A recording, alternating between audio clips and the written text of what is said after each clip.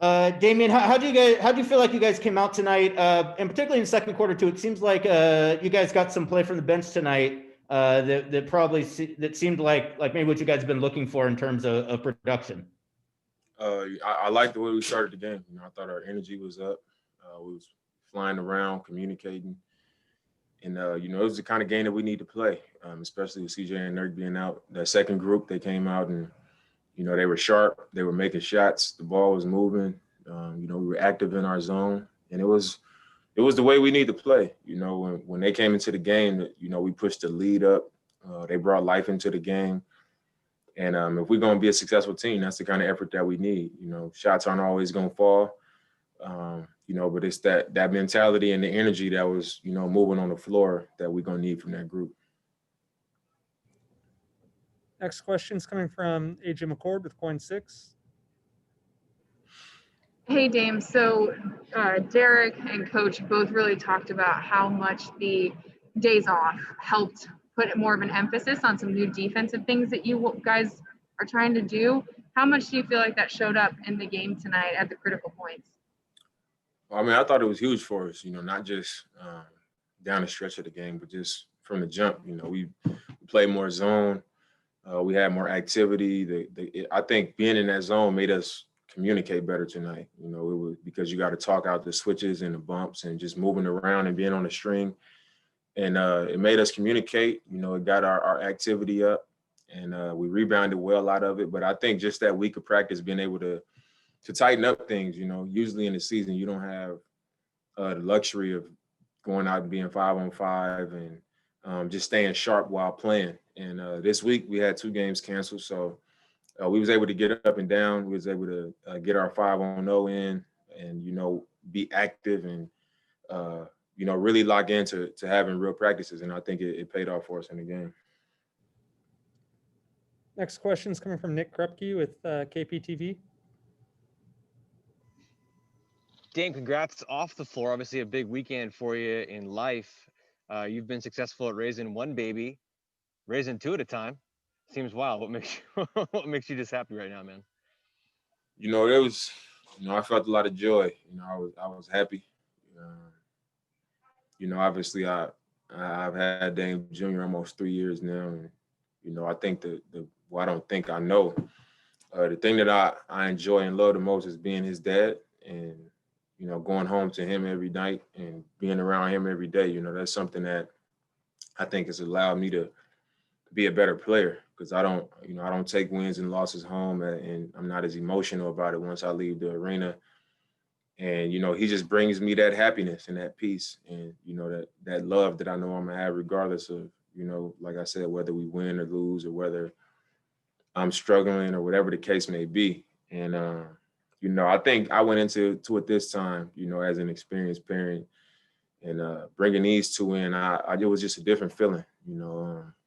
I was really happy. I was really at peace, and I was with my fiance the last 3 or 4 days. I've been laying on the hospital bed since Wednesday. I haven't been in my own bed, but the feeling is unmatched. Having a daughter and having another son, and I'm a real dad now.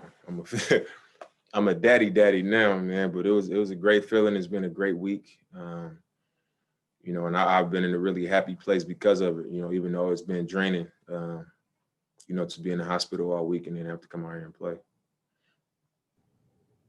Next question is coming from Aaron Fentress with the Oregonian. Damian, you also gave birth to a shoe this last couple of days. Can you talk about the significance of the design of your new shoe? Which one? The OKC one with your stats from the bottom. A lot of people have been talking about that.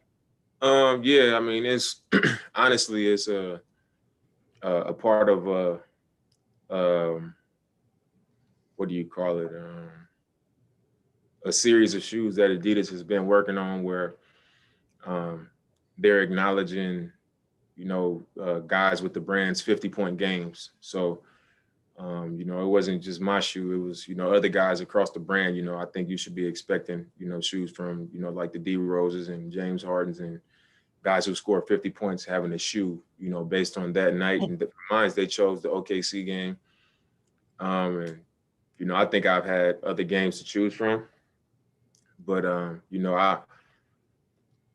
I'm ready to, you know, let that moment go. You know, so that's why I think I would have liked it to be a different game, because I don't want it to come off as I'm just living in a moment from 2 years ago. You know, so Also, obviously it was a big moment, but you know, it is what it is.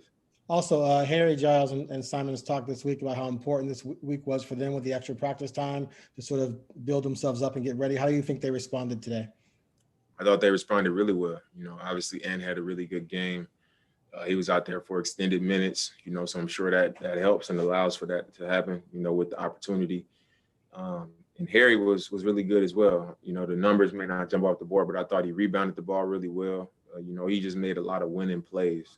You know, he had one possession where he goes to the rim, he gets knocked down, he falls on the baseline in front of our bench. No call, he get up, sprint back. They take a shot in transition, and he's the guy that ends up with the rebound, you know, on the other end. So it's plays like that, you know, where the effort and the, you know, holding himself to that standard of being out of the play and sprinting back and getting into the play. We need every play like that from him. And I thought he had a great game for us. He had a positive impact on the game. And I definitely think having basically a week of practice helped both of those guys, because you go from playing, you know, spot minutes, you know, sometimes getting a DNP, and now you got to know every set. You got to know situations. You got to just kind of click your mind into things that it didn't have to be into, because you playing spot minutes. Some nights you might not play. So it was huge for him. I could tell everybody was locked in because they knew that their number could be called. And I think it showed in the game tonight. Next question is coming from Rachel Nichols with ESPN. Hey, Dame, congratulations on the twins. Hey, thank you. I'm working on a project about Kobe Bryant, and I'm asking guys, what do you remember about the very first time you played against him? The very first time I played against him was a preseason game in like Carson. I think it was in Carson. What are they? Ontario, maybe? Is where they play in preseason? We played them in a preseason game, and I just remember going out there and seeing Kobe lined up over there, and I was just like, man, I wonder if he's gonna come out here and take it hard, and take it serious, or is he gonna come out and you know and take it easy as just a preseason game? And I remember just watching him, you know, just like, I'm really about to line up against Kobe, you know. And that was like my first memory. Did you guys talk back and forth throughout the game? Was there any move he pulled that caught your attention, or vice versa? Nah, I mean, I was just in awe of the fact that I was on the, you know, my very first game of the preseason was against Kobe, you know, and they had Dwight and all those guys on the team. And I just remember, like, I didn't say nothing to him, and he didn't really say nothing to me. I was just like, I didn't know what to say. You know, I didn't know how to act or whatever. I just went out there and played, and we ended up playing well. We won the game. So that was that. But I just remember being kind of in awe of, like, this is Kobe, you know. Awesome. Thanks. All right, last question is coming from Kerry Eggers.